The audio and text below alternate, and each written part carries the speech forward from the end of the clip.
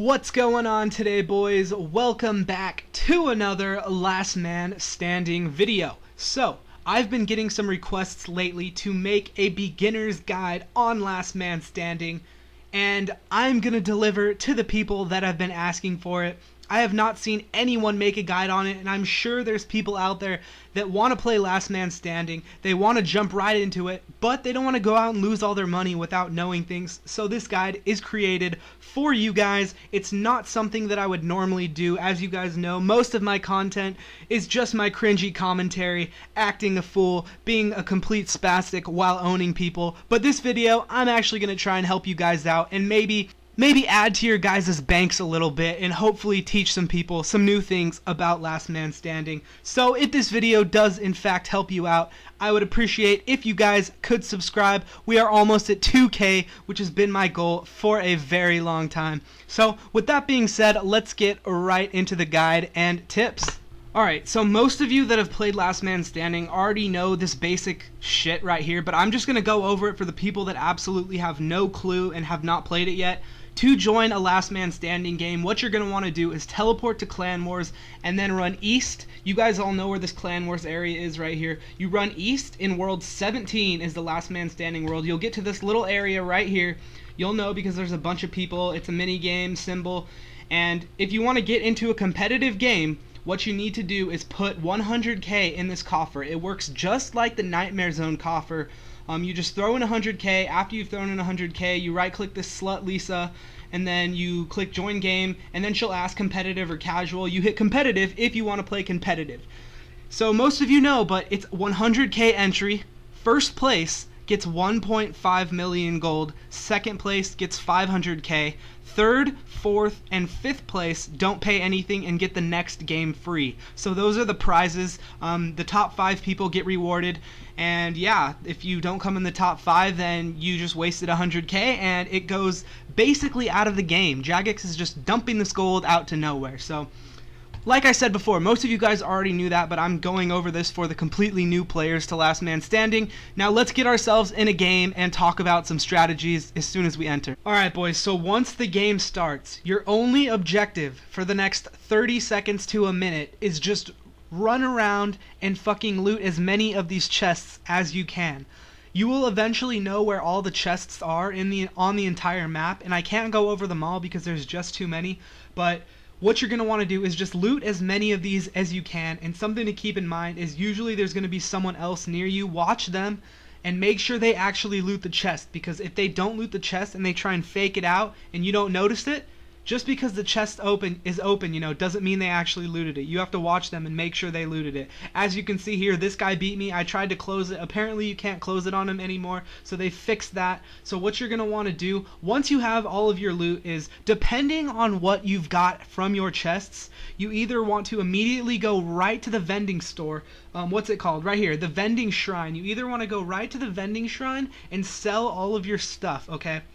And you can pretty much sell anything except for like runes and arrows alone, okay? And here, as you can see, I decided to keep the runes because I have a magic setup, so I want to be able to snare people and, you know, kill people effectively. So the store has a lot of items. We'll go over a complete separate part of the store later on in the video, but what you're going to want to do is just sell everything you can to the store and use your tokens to buy as much food as you can. And right away I see someone with a spear. If someone's holding a spear and, like, you know, he has a glory and a spear on, so I can tell he probably only looted about 1 or 2 chests at most. So of course you want to go after the weak people, and as you can see, this guy's really not going anywhere. I just keep freezing him. I'm basically Elf Mage at this point. But yeah, you just want to go after the weakest link as soon as you start your game. Alright boys, after you have savagely murdered your first victim, you will receive an item called a bloody key. Now, these keys are very important to Last Man Standing. What these keys actually do is they heal you from no matter what your HP is, all the way to 99 when you use them on a chest. So all you have to do is click on a chest. Just like how you loot the normal chests, you just click on a chest, your key will disappear, and in return it'll be like opening another chest, and it'll heal you all the way to 99 HP. So it's important to only use these keys on the chests when you in fact need more HP. You don't want to waste the free HP they heal. Alright, so when you see this yellow text, it will say 4 different things: the Debtor Hideout, the Mountain, the Moser Settlement, or the Rocky Outcrop. Now, if it says the Rocky Outcrop, it is literally spawned right in the middle of the rocks, right where my mouse is now. Just run there as fast as you can. You can even use a rope to cross. Where my mouse is right now, there's a little area right here. If you have a rope, which they sell in the store, they're not to hang yourselves. They're actually to cross this little river right here, which is very useful. I thought I'd throw that in there. Now, the second place they will spawn is the Moser Settlement. I don't know if I'm pronouncing that right. I don't really give a fuck, but okay, there's 3 different locations. If it says the Moser Settlement, there's 3 different locations. The first one is right here where my mouse is right now. That's where one crate will be. The second is right here, and the third one right here. So this one kind of sucks because you might have to run around the whole thing, and by then someone might already see it, but those are the 3 locations: there, and there. Now, the third one is the Mountain, and this one, I'm not 100% sure if these are the only 2 spawns, but the only 2 spawns that I know of for the Mountain is right here. One is literally right here where my mouse is, and the other one is somewhere over here, but I usually don't go after the Mountain one because someone always gets it before me. Unless I'm right there, then I'll look for it. And then the last one is the Debtor Hideout, which, as you guys saw in the clip right here, it's right where my mouse is now is where I got that crate, so that's where one spawn is. The next one is right here. Actually, I think there's only 2. Those are the only 2 I've seen, right here and right here. So they're pretty close together. That one's really easy to find. So remember, guys, every time you read that yellow text, if you're near it, go for it. If you're all the way across the map, just ignore it and keep going hunting for someone. If you are freaking close, go ahead and get that. It could be an AGS, it could be a dark bow, it could be so many things. Don't get too high hopes, because I've gotten some before with like 4 monkfish and a maple short bow. So, you know, it does suck sometimes, but it's definitely worth the risk. So those are the locations. I hope you guys appreciate me going over those. Originally, I wasn't going to point them all out, but I thought, you know what, everyone needs to know like every single location to do with this. Another very important part of Last Man Standing is the gas, or the fog, whatever it's called, the gas or fog. If you guys have ever played H1Z1, it pretty much works like that. So there's a safe zone in every single Last Man Standing game. It'll be established within the first minute, and you'll know where it is. Obviously, there's a big arrow. So that's where the safe zone is, where the gas won't hit. And there's no gas at the start, like you guys saw, but as the game gets further and further, as you can see in this clip, I didn't realize that the gas was right there. Look how bad it's fucking me up. That was a huge mistake. I didn't realize that there was gas there. I wasn't paying attention. But as you can see, you have to avoid the gas, and by avoiding the gas, you go to the safe spot. The safe spots are the exact same place where I showed you guys where all the crates were. They're pretty much in the same relative locations to that. So now that we're in the safe zone, the gas can't ever hit us again unless we walk outside of the safe zone. So that's how the gas works in Last Man Standing. So let's take a look at the Vending Shrine and what it has to offer. So these are the things that you can actually buy from the store. You guys saw some clips earlier, but now I'm just going to actually talk a little bit about what you can actually buy and sell to this Vending Shrine. So everything that you see on here, you could pretty much sell back to them. So let's say you open up 4 chests, you get a Dragon Scimitar, and you get like some rune packs, and you realize, hey, I'm just going to focus on melee, I don't need these rune packs. You can actually sell the rune packs. You can't sell runes and you can't sell arrows once they've already been opened, but if they're in a pack, you could sell that. So don't just instinctively, click on one of the packs and then accidentally open it and not use it and you can't sell it. So that's something to keep in mind. And another thing to keep in mind is there's dogs throughout Last Man Standing that actually drop food throughout the game. Now this sounds really nice, and it is really nice, but other players can attack you and get you off the dog.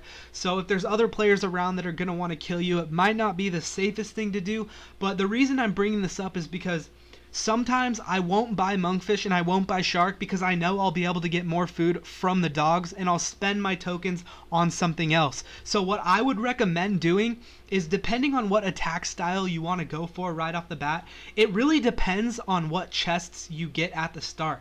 If you get a chest with a magic short bow and nothing else really good besides range equipment, obviously you're going to want to just focus on range and stock up all of your range stats and just go for pretty much range gear. But at the same time, if you just get a bunch of crap in all your chests, the best thing that you could probably do is sell everything you have, try and get a whip, try and get a dragon scimitar, something like that, a solid weapon, because you don't want to be running around with a fucking maple short bow, because once you get to the top 5 people, you're pretty much toast. Everyone has whips. So you gotta sell your stuff and you gotta upgrade, okay?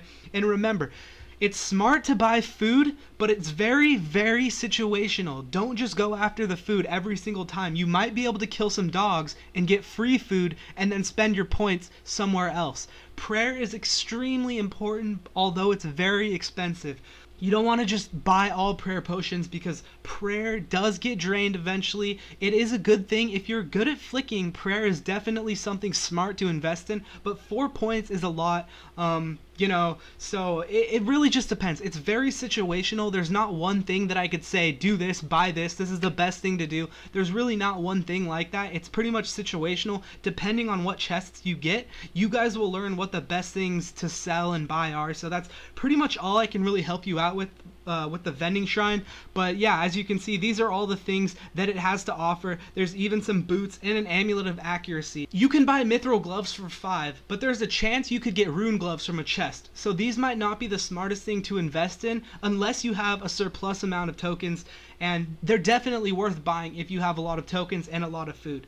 Again, we go right back to the same thing. It's very situational depending on what you got from your chests, on what you end up wanting to buy. So I hope that makes sense, but that's basically the vending shrine in a nutshell.